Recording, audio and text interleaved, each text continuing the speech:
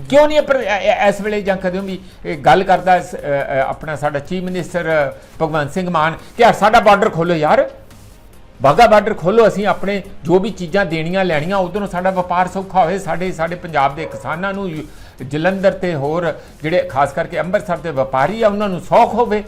किन्ने लोकां नूं, हज़ारां लोकां नूं, ट्रक्कां वालिआं नूं, ट्रांसपोर्ट वालिआं नूं काम मिलूगा, पल्लेदारां नूं काम मिलूगा। कोई इहो जी चज दी गल नहीं, कोई पुट्ठी जी गल करके फिरकी कमाई जानी आ।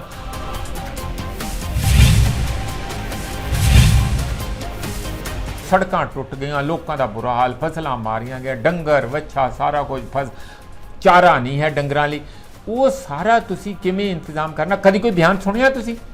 जाके उत्थे जाके भाखड़ा नंगल ते बयान देता एक बूंद नहीं पानी छड्डण देंगे। लै भाई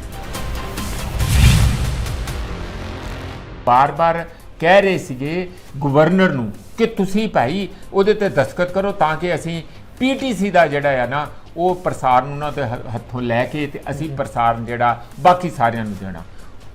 टुट्टी मैरिज भी हुंदी है जी, सारियां मैरिज हैप्पी मैरिज तो नहीं होंदियां, वो न्याणिਆਂ ਦੀ खातर चलाई जाने जी, है ना, बंदे सारी उम्र कढ़ जाते।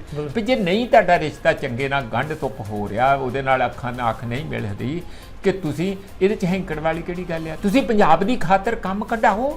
धालीवाल आ किसे दफ्तरे चले गए, मेरा ख्याल वो गए किसी हैल्थ डिपार्टमेंट, उत्थे जाके वो लियाओ रजिस्टर फलाना टमकाना, वो फलानी बीबी कित्थे आ, इत्थे हाज़री लगी इत्थे ते है नहीं, फोन करो उन्होंने। उन्हें फोन किया, वो कहती जी मैं EPI ते हाँ नाल दे पिंड विच आई हाँ। नाल दियां ने कह दिता वीडियो दे विच जिहड़े उहदे नाल बंदे गए सी झोली चुक, वो कहंदे जी वो मौजां करदी फिरदी, वो ते सैरां करदी फिरदी, वो ते इत्थे करके ते अपना किते अपने कम्मी लगी होगी। वो लेडी ने फिर अपनी वीडियो पाई, जानी ऐसी तैसी करके धालीवाल दी रख कुछ रह गई इज्जत। कहंदी इन्हां नूं पता मैनूं दस्सण EPI की हुंदी आ, मैं कहा कि मैं EPI दे आ।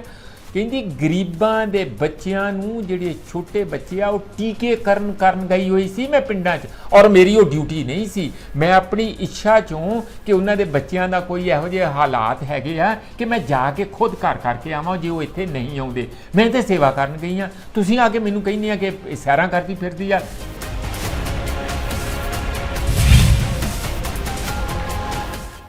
सत श्री अकाल जी, मैं गुरदीप, तुसीं देख रहे हो कांशी TV। अज फिर हाज़र हाँ प्रोग्राम भग दे मसले लैके। साडे नाल चर्चा लई हाज़र ने प्रोफैसर मनजीत सिंह जी। प्रोफैसर साहब स्वागत है तुहाडा। बहुत बहुत धन्नवाद गुरदीप जी। प्रोफैसर साहब, पंजाब दे विच देखिए एक पासे हड़ आए हुए ने, दूजे पासे कई महीनों तो जदों दी सरकार बनी आ, जिहड़ी पंजाब सरकार आ, खास करके साडे मुख मंत्री साहब ने एक किसी ना किसी मुद्दे नूं उलझा के रखते हैं कि जिहड़े प्रेजेंट जिहड़े मुद्दों ते काम करना हुंदा उस मुद्दों उत्ते काम तो ध्यान लोगों का भटकिया रहिंदा। हुण आपां देखिए कि पिछे जे इन्होंने HGPC का जिहड़ा चैनल सी जिहदे उहदे लई इन्होंने एक बेवजह ही उहदे विच इंटरफेरेंस कीती आ, जदों कि वो एक ऑटोनोमस बॉडी आ। इस तो इलावा जदों उन्होंने एक विधान सभा का सैशन बुलाया सी, उस सैशन नूं लैके हुण राजपाल दे बयान आ रहे हैं। राजपाल ने उत्ते साइन भी नहीं कीते हैगे, जिहड़े उन्होंने बिल पास कीते सी, ते राजपाल ने कहा कि गैर संविधानक सैशन सी। प्रोफैसर साहब इहदे ते की विचार ने तुहाडे? देखो, जदों तुसी अपने असली मुद्दों के उत्ते कुछ कर ना पाओ तो सरकार की होंद तो दसनी आ, चीफ मिनिस्टर ने भी अपनी होंद दसनी आ कि कल जे बिल्कुल ही ना होए तो उन्होंने को एक होर जुगाड़ भी हैगा। सारी जगह फ्लैक्सां ला दो, सारी जगह इश्तिहार दे दो, तुसी अपने मीडिया दे विच इलैक्ट्रॉनिक मीडिया च रोज़ बड़ियां बड़ियां ऐडां आउंदियां। सगों सुप्रीम कोर्ट ने फटकार पाई है कल केजरीवाल नूं, मैं तुहानूं दस्सदा, उन्होंने कहा कोई ठेकेदार सी वो सुप्रीम कोर्ट च गया कि मेरा इन्ना पैसा कई 100 करोड़ रुपया बनता है, दे नहीं रहे जी दिल्ली की सरकार आ, फलाने फलाने मथुरा नूं जी रोड जाती है। तो उन्होंने कहा कि गल सुनो, केजरीवाल की सरकार नूं कहा कि तुसी 3 सालों के अंदर 1100 करोड़ रुपया अपनी मशाहूरी ते लाता इश्तिहारबाजी ते, तुसी इहदे जिहड़े बनते पैसे वो क्यों नहीं दिंदे? 2 महीने के अंदर पैसे दिओ। ਉਹੀ हालत साडी सरकार दी आ, जय जक्के तय चढ़ाऊ, जिहो जिहा इन्हां दा लीडर आ, है ना, जई कोको तय बच्चे, जिहो जी वो वा उहो जिही ये गां, मतलब सारे उसे चाल ते चले होए कि लोकां नूं उलझा के रखो, मशाहूरी करके रखो कि बहुत करता सवाल इहो जी ते सरकार कोई बनी नहीं, हुण आ होण लगा जे, हुण ਉਹ हो गया।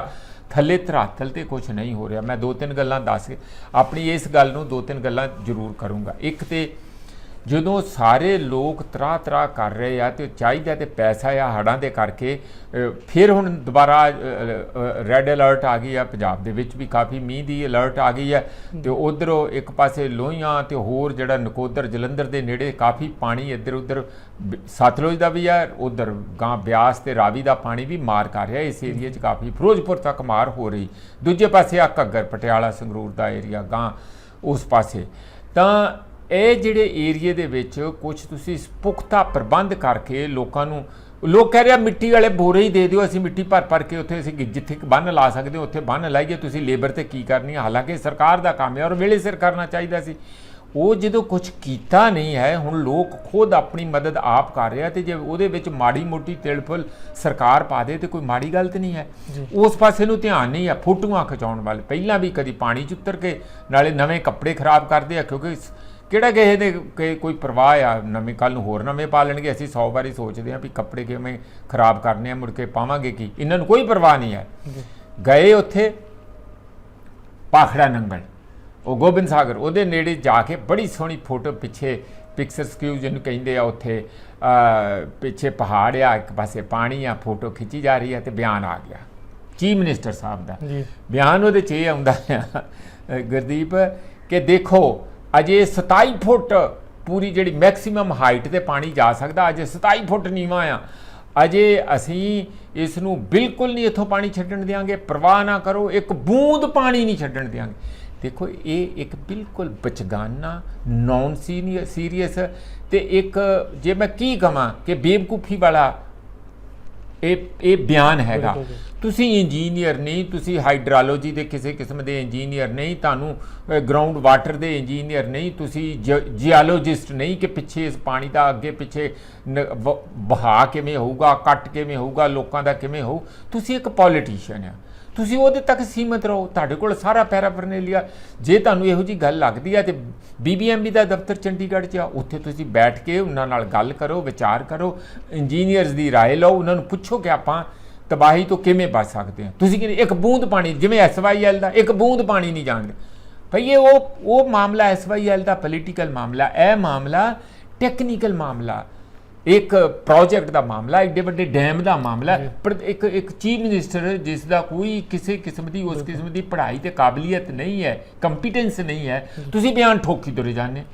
ਇਹੀ ਗੱਲ ਮੈਂ ਤਾਂ ਹੀ ਇੱਕ ਦਿਨ ਪਰਸੋਂ ਚੌਥੇ ਜੇ ਕਿਸੇ ਨੂੰ ਇੰਟਰਵਿਊ 'ਚ ਕਿਹਾ ਸੀਗਾ ਕਿ ਇਹਨਾਂ ਨੂੰ ਗੁਰਦੁਆਰਿਆਂ ਦੇ ਮਾਮਲਿਆਂ 'ਚ ਕੀ ਲੈਣਾ, ਇੱਥੇ ਹਰ ਧਰਮ ਹੈਗਾ।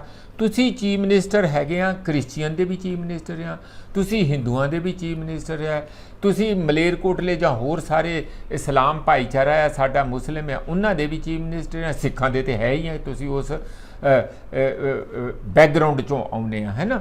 ਇਸ ਲਈ ਤੁਹਾਨੂੰ ਤੁਹਾਡੇ ਲਈ ਸਾਰੇ ਧਰਮ ਬਰਾਬਰ, ਤੁਸੀਂ ਇੱਕ ਧਰਮ ਦੇ ਨਾਲ ਖਹਿਬਾਜੀ ਕਿਉਂ ਲੈਣੀ? ਕੀ ਤੁਹਾਨੂੰ BJP ਨੇ ਪੜ੍ਹਾਇਆ ਜਾਂ ਤੁਹਾਨੂੰ ਅਮਿਤ ਸ਼ਾਹ ਨੇ ਕਿਹਾ ਕਿ ਜਾ ਕੇ ਪੰਗੇ ਲਓ ਤੇ ਇੱਥੇ ਸਿੱਖ ਸਮੁਦਾਇ ਨੂੰ ਕਮਜ਼ੋਰ ਕਰੋ, ਉਹਨਾਂ ਦੇ ਵਿੱਚ ਹੋਰ ਕਿਸਮ ਦੇ ਕੁਛ ਤੇ ਉਹ ਪਹਿਲਾਂ ਹੀ ਲੱਗੇ ਆ। ਢੀਂਡਸਾ ਜਾ ਕੇ ਬਹਿ ਗਿਆ, ਇੱਕ ਨੂੰ ਅਸੀਂ ਬਾਹਰ ਕੱਢਿਆ, ਸੁਖਬੀਰ ਬਾਦਲ ਉਹਨਾਂ ਨੂੰ ਰੌਲਾ ਰੱਪਾ ਪਾਉਂਦੇ ਰਹਿੰਦੇ ਆ, ਭਾਈ ਉਹਨਾਂ ਕੋਲ ਨਾ ਜਾਓ ਤੁਹਾਨੂੰ ਖਾ ਜਾਣਗੇ, ਇੰਨੇ ਤਕੜੇ ਆ, ਬੋਰਡ ਥੱਲੇ ਕਦੀ ਕੁਝ ਨਹੀਂ ਹੁੰਦਾ।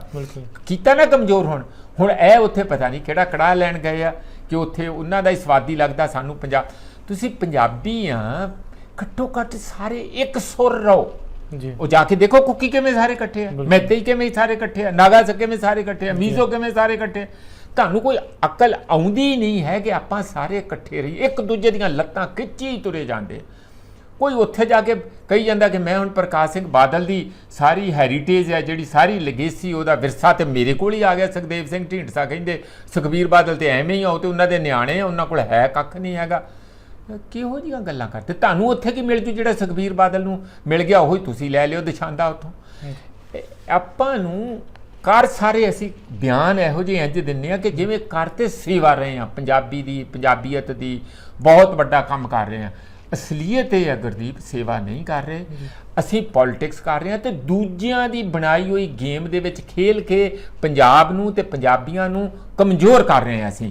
ਕਿਉਂ ਨਹੀਂ ਇਸ ਵੇਲੇ ਜਾਂ ਕਦੇ ਵੀ ਗੱਲ ਕਰਦਾ ਆਪਣਾ ਸਾਡਾ ਚੀਫ ਮਿਨਿਸਟਰ ਭਗਵੰਤ ਸਿੰਘ ਮਾਨ ਕਿ ਸਾਡਾ ਬਾਰਡਰ ਖੋਲੋ ਯਾਰ, ਵਾਹਗਾ ਬਾਰਡਰ ਖੋਲੋ, ਅਸੀਂ ਆਪਣੇ ਜੋ ਵੀ ਚੀਜ਼ਾਂ ਦੇਣੀਆਂ ਲੈਣੀਆਂ ਉਧਰੋਂ ਸਾਡਾ ਵਪਾਰ ਸੌਖਾ ਹੋਵੇ, ਸਾਡੇ ਪੰਜਾਬ ਦੇ ਕਿਸਾਨਾਂ ਨੂੰ, ਜਲੰਧਰ ਤੇ ਹੋਰ ਜਿਹੜੇ ਖਾਸ ਕਰਕੇ ਅੰਮ੍ਰਿਤਸਰ ਦੇ ਵਪਾਰੀ ਆ ਉਹਨਾਂ ਨੂੰ ਸੌਖ ਹੋਵੇ। ਕਿੰਨੇ ਲੋਕਾਂ ਨੂੰ, ਹਜ਼ਾਰਾਂ ਲੋਕਾਂ ਨੂੰ, ਟਰੱਕਾਂ ਵਾਲਿਆਂ ਨੂੰ, ਟਰਾਂਸਪੋਰਟ ਵਾਲਿਆਂ ਨੂੰ ਕੰਮ ਮਿਲੂਗਾ, ਪੱਲੇਦਾਰਾਂ ਨੂੰ ਕੰਮ ਮਿਲੂਗਾ। ਕੋਈ ਇਹੋ ਜਿਹੀ ਚੱਜ ਦੀ ਗੱਲ ਨਹੀਂ, ਕੋਈ ਪੁੱਠੀ ਜੀ ਗੱਲ ਕਰਕੇ ਫਿਰਕੀ ਕਮਾਈ ਜਾਣੀ ਆ। ਜਿਵੇਂ RSS ਦਾ ਕੰਮ ਜਾਂ BJP ਦਾ ਕੰਮ ਇਹੀ ਹੈ, ਕਦੀ ਤੁਸੀਂ ਗਿਆਨਵਾਪੀ ਮਸਜਿਦ ਦਾ ਵਾਰਾਣਸੀ ਵਾਲਾ ਕੰਮ ਛੇੜ ਲਓ, ਪਹਿਲਾਂ ਰਾਮ ਮੰਦਿਰ ਦਾ ਕੰਮ ਛੇੜਿਆ ਸੀ, ਫਿਰ ਮਥੁਰਾ ਵਾਲੇ ਦਾ ਛੇੜ ਲਿਓ, ਉਹਦੇ 'ਚ ਆਪਣਾ ਟਾਈਮ ਪਾਸ ਕਰੀ ਜਾਓ, ਲੋਕਾਂ ਨੂੰ ਅਲਝਾਈ ਚੱਲੋ ਤੇ ਪੈਸੇ ਸਾਰੇ ਦੇਸ਼ ਦੇ ਇਕੱਠੇ ਕਰਕੇ ਅਡਾਨੀ ਤੇ ਅੰਬਾਨੀਆਂ ਦੀ ਜੇਬ 'ਚ ਪਾਈ ਜਾਓ ਤਾਂ ਕਿ ਲੋਕਾਂ ਦਾ ਉਧਰ ਧਿਆਨ ਨਾ ਜਾਏ।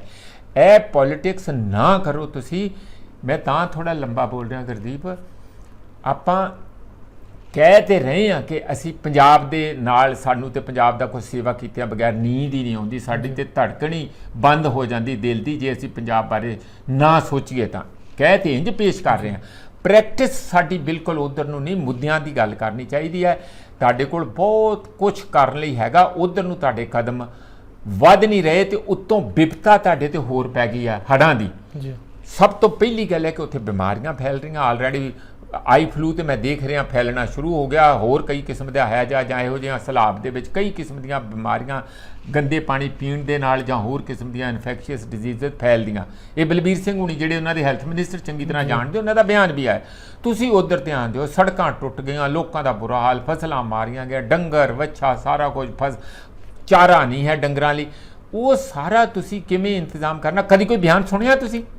ਜਾ ਕੇ ਉੱਥੇ ਜਾ ਕੇ ਭਾਖੜਾ ਨੰਗਲ ਤੇ ਬਿਆਨ ਦੇਤਾ, ਇੱਕ ਬੂੰਦ ਨਹੀਂ ਪਾਣੀ ਛੱਡਣ ਦਿਆਂਗੇ। ਲੈ ਭਾਈ, ਇਹ ਇੱਕ ਨਵੇਂ ਆ ਗਏ, ਉਹ ਜਿਸ ਤਰ੍ਹਾਂ ਇੱਕ ਸੀਚੇ ਵਾਲਿਆ, ਉਹ ਕਹਿੰਦਾ ਤੁਸੀਂ ਪਰਾਂ ਹਟ ਜਾਓ, ਸਾਰੇ ਡਿਪਾਰਟਮੈਂਟ ਨੂੰ ਮੈਂ ਇਕੱਲਾ ਹੀ ਇੱਥੇ ਸਾਰਾ ਕੁਝ ਬੰਨ ਮਾਰ ਦੂੰਗਾ। ਉਹ ਡਿਪਾਰਟਮੈਂਟ ਵਾਲਿਆਂ ਦੀ ਸ਼ਿਕਾਇਤ ਆਈ ਹੈ ਕਿ ਸਾਨੂੰ ਉੱਥੇ ਵੇਲੇ ਸਿਰ ਮਿੱਟੀ ਮੁੱਟੀ ਪਾ ਕੇ ਤੁਸੀਂ ਬਣਾਉਣੀ, ਬੰਨ ਬਣਾਉਣ ਨਹੀਂ ਦਿੱਤਾ, ਸਾਨੂੰ ਇਜਾਜ਼ਤ ਨਹੀਂ ਦਿੱਤੀ। ਇਸ ਕਰਕੇ ਮੇਰੀ ਤੇ ਬੇਨਤੀ ਇਹੀ ਹੈ ਕਿ ਤੁਸੀਂ ਇੱਧਰ ਉੱਧਰ ਕਦੀ ਧਰਮ ਵੱਲ ਨੂੰ ਭੱਜਦੇ ਆ ਤੇ ਕਦੀ ਤੁਸੀਂ ਇੰਜੀਨੀਅਰਿੰਗ ਵੱਲ ਨੂੰ ਭੱਜਦੇ ਆ, ਕਦੀ ਤੁਸੀਂ ਆਪਣਾ ਚੁਟਕਲੇਬਾਜ਼ੀ ਤੇ ਠੀਕ ਆ, ਉਹਨਾਂ ਦਾ ਕ੍ਰੀਏਟਿਵ ਆਰਟ ਹੈਗਾ ਆ, ਉਹ ਕਮੇਡੀਅਨ ਹੈਗੇ, ਉਹ ਚੰਗਾ ਵੀ ਕਰਦੇ ਆ, ਪੋਲੀਟੀਕਲ ਸਟਾਇਰ ਉਹਦੇ ਵਿੱਚ ਉਹਨਾਂ ਦੀ ਕਲਾ ਭਾਰੀ। ਤੁਹਾਨੂੰ ਲੋਕਾਂ ਨੇ, ਮੈਂ ਬਾਰ-ਬਾਰ ਕਹਿੰਦਾ, ਚੀਫ ਮਿਨਿਸਟਰ ਬਣਾਇਆ, ਨਾ ਕਿ ਕੁਝ ਹੋਰ ਬਣਾਇਆ। ਤੇ ਚੀਫ ਮਿਨਿਸਟਰ ਦਾ ਕੰਮ ਪੰਜਾਬ ਦਾ ਵਿਕਾਸ, ਪੰਜਾਬੀਅਤ ਦਾ ਵਿਕਾਸ, ਉਧਰ ਨੂੰ ਕਦਮ ਤੇ ਧਾਰਾ ਰੱਖੋ। ਹੁਣ ਇਹੀ ਇੱਕ ਨਵਾਂ ਫਰੰਟ ਖੋਲ੍ਹਿਆ ਹੋਇਆ ਗਵਰਨਰ ਦੇ ਨਾਲ ਪਹਿਲੇ ਦਿਨ ਤੋਂ। ਮੈਂ ਨਹੀਂ ਇਹ ਕਹਿੰਦਾ ਵੀ ਗਵਰਨਰ ਘੱਟ ਹੈਗੇ ਆ, ਕਈਆਂ ਹੋਰਨਾਂ ਸੂਬਿਆਂ ਦੇ, ਇੱਕ ਦੇ ਪ੍ਰਮੋਸ਼ਨ ਵੀ ਲੈ ਕੇ ਵਾਈਸ ਪ੍ਰੈਜ਼ੀਡੈਂਟ ਬਣ ਗਏ, ਜਗਦੀਪ ਸਿੰਘ ਧਨਖੜ ਹੈ ਨਾ, ਉਹ ਉੱਥੇ ਇਸ ਤਰ੍ਹਾਂ ਹੀ ਪੰਗੇ ਮਾਇਆ ਉਹਦੇ ਨਾਲ। ਜਿਹੜੀ ਆਪਣੀ ਮੈਡਮ ਹੈਗੀ ਹੈ TMC ਵਾਲੀ ਚੀਫ ਮਿਨਿਸਟਰ ਪੱਛਮੀ ਬੰਗਾਲੀ, ਹਾਂਜੀ ਮਮਤਾ ਬੈਨਰਜੀ, ਹਾਂ ਮੇਰੇ ਮੂੰਹ ਚੋਂ ਮਾਇਆਵਤੀ ਨਿਕਲਣ ਲੱਗੀ ਸੀ। ਮਮਤਾ ਬੈਨਰਜੀ ਨਾਲ ਲੈਂਦੇ ਸੀ ਉਹੋ ਜਿਹੇ ਕਾਨੂੰਨ ਇਹਨਾਂ ਨੇ ਉੱਥੇ। ਮਮਤਾ ਬੈਨਰਜੀ ਕਿ ਅਸੀਂ ਇਹਨਾਂ ਦੀ ਅਸੀਂ ਚਾਂਸਲਰ ਇਹਨਾਂ ਨੂੰ ਬਣਾਉਣਾ ਨਹੀਂ, ਅਸੀਂ ਆਪਣਾ ਚਾਂਸਲਰ ਅਲੱਗ ਬਣਾਵਾਂਗੇ। ਉਹ ਫਿਰ ਮੇਰਾ ਖਿਆਲ ਸੁਪਰੀਮ ਕੋਰਟ ਉਹਦੇ 'ਚ ਇੰਟਰਵੀਨ ਕੀਤੀ ਸੀ ਤੇ ਉਹਨਾਂ ਨੇ ਕਿਹਾ ਤੁਸੀਂ ਇੰਜ ਨਹੀਂ ਕਰ ਸਕਦੇ। ਇਹੋ ਜਿਹਾ ਹੀ ਐਕਟ ਪੰਜਾਬ ਦੇ ਵਿੱਚ ਪਾਸ ਕੀਤਾ ਵੀ ਅਸੀਂ ਇਹ ਗਵਰਨਰ ਨੂੰ ਇੱਥੇ ਚਾਂਸਲਰ ਨਹੀਂ ਰਹਿਣ ਦੇਣਾ, ਚੀਫ ਮਿਨਿਸਟਰ ਚਾਂਸਲਰ। ਤੁਸੀਂ ਹੋਰ ਕਿਸੇ ਅਕੈਡਮਿਕ ਨੂੰ ਬਣਾ ਦਿਓ, ਕੋਈ ਇਹੋ ਜਿਹਾ ਤਰੀਕਾ ਬਣਾ ਲਓ ਕਿ ਜਿਹਦੇ ਵਿੱਚ ਬੈਸਟ ਬੰਦੇ ਜਿਹੜੇ ਆ ਉਹਨਾਂ 'ਚੋਂ ਸਿਲੈਕਸ਼ਨ ਕਮੇਟੀ ਹੋਊਗੀ, ਉਹ ਸਿਲੈਕਟ ਕਰੂਗੀ ਪੂਰਾ ਐਡਵਰਟਾਈਜ਼ ਹੋ ਕੇ, ਤੇ ਅਸੀਂ ਉੱਥੋਂ ਚਾਂਸਲਰ ਦੀ ਆਪਣੀ ਨਿਯੁਕਤੀ ਕਰਾਂਗੇ। ਸਾਨੂੰ ਕੋਈ ਦਿੱਕਤ ਨਹੀਂ ਆਏ, ਅਧਿਕਾਰ ਸੂਬਿਆਂ ਦੇ ਵੱਧ ਹੋਣੇ ਚਾਹੀਦੇ ਆ। ਗਵਰਨਰ ਨੂੰ ਤੁਸੀਂ ਕਰਨਾ ਤੇ ਕਰੋ, ਪਰ ਤੁਸੀਂ ਚੀਫ ਮਿਨਿਸਟਰ ਤੇ ਪੋਲੀਟਿਕਸ ਕਰੂਗਾ ਤੂੰ। ਹੁਣ ਜੇ ਖੁਦ ਚੀਫ ਮਿਨਿਸਟਰ ਚਾਂਸਲਰ ਬਣ ਜਾਏ, ਇਹਨਾਂ ਦੀ ਕੀ ਕੰਟਰੀਬਿਊਸ਼ਨ ਹੋਊਗੀ ਵੀ ਯੂਨੀਵਰਸਿਟੀਆਂ ਨੂੰ? ਇਹ ਤਾਂ ਕਦੀ ਕਾਲਜ ਗਏ ਨਹੀਂ, ਉਸ ਕਿਸਮ ਦਾ ਵੱਡੇ ਪੱਧਰ ਤੇ ਕੋਈ ਪੜ੍ਹਾਈ ਕੀਤੀ ਨਹੀਂ, ਨਾ ਮੋਦੀ ਜੀ ਨੇ ਕੀਤੀ ਨਾ ਇਹਨਾਂ ਨੇ ਕੀਤੀ। ਉਹ ਐਵੇਂ ਠੀਕ ਹੈ, ਡਿਗਰੀਆਂ ਦੇ ਹਰ ਕੋਈ ਇਕੱਠਾ ਕਰ ਸਕਦਾ, ਪਰ ਤੁਹਾਡੀ ਬੇਸਿਕ ਉਹ ਟ੍ਰੇਨਿੰਗ ਜਿਹੜੀ ਆ ਸਾਇੰਟੀਫਿਕ ਮਾਈਂਡ ਦੀ ਜਾਂ ਕਿਸੇ ਵੀ ਕਿਸਮ ਦੇ ਲਿਟਰੇਰੀ ਮਾਈਂਡ ਦੀ, ਉਹ ਨਹੀਂ ਹੈ। ਉਸ ਪਾਸੇ ਤੁਸੀਂ ਹੱਥ ਚੀਫ ਮਿਨਿਸਟਰਾਂ ਦਾ ਕਿਉਂ ਪਵਾਉਣਾ ਚਾਹੁੰਦੇ ਆ? ਹੋਰ ਇੱਕ ਬਿੱਲ DGP, ਹਾਂ ਉਹ ਵੀ ਠੀਕ ਹੈ, DGP ਸਟੇਟਾਂ ਆਪਣਾ ਆਪ ਲਾਉਣ, ਦਿੱਲੀ ਵੱਲੋਂ ਅਪਰੂਵਲ ਦੀ ਕੀ ਲੋੜ ਹੈ, ਤਾਂ ਕਿ ਉਹਨਾਂ ਦੇ ਪੂਰਾ ਕੰਟਰੋਲ 'ਚ ਰਹੇ। ਪਰ ਸਭ ਤੋਂ ਜਿਹੜਾ ਵੱਡਾ ਜਿਹਦੇ ਤੇ ਬਾਰ-ਬਾਰ ਇਹ ਭਾਰੂ ਪੈਣ ਦੀ ਕੋਸ਼ਿਸ਼ ਕਰ ਰਹੇ ਸੀ ਚੀਫ ਮਿਨਿਸਟਰ ਸਾਹਿਬ, ਗਵਰਨਰ ਤੇ, ਉਹਦੇ 'ਚ ਗੁਰਦੀਪ ਇਹ ਕਹਿ ਰਹੇ ਹੈ ਕਿ ਤੁਸੀਂ ਉਹ ਜਿਹੜਾ ਇੱਕ SGPC ਦਾ ਐਕਟ ਇਹਨਾਂ ਨੇ ਆਪਣੀ ਵੱਲੋਂ ਬਿੱਲ ਪਾਸ ਕੀਤਾ ਹੈ, ਉਹਦੇ ਤੇ ਦਸਤਖਤ ਕਰੋ, ਅਸੀਂ ਉਹ ਐਕਟ ਬਣਾ ਕੇ ਤੇ ਸਾਰਿਆਂ ਨੂੰ ਬਰਾਬਰ ਦਾ ਪ੍ਰਸ਼ਾਦ ਗੁਰਬਾਣੀ ਦੇ ਪ੍ਰਸਾਰਨ ਦਾ ਦੇਣਾ। ਜਦ ਕਿ ਇਹ ਮਾਮਲਾ ਬਿਲਕੁਲ ਤੇ ਬਿਲਕੁਲ SGPC ਦਾ।